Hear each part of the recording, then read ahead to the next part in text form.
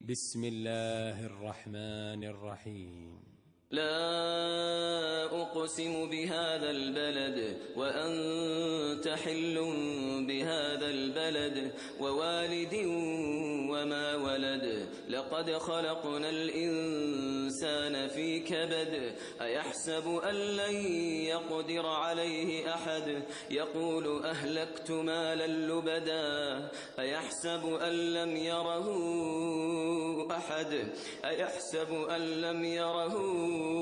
أحد ألم نجعل له عينين ولسانا وشفتين وهديناه النجدين فلاقتحم العقبة وما أدراك ما العقبة فك رقبة أو إطعام في يوم ذي مسغبة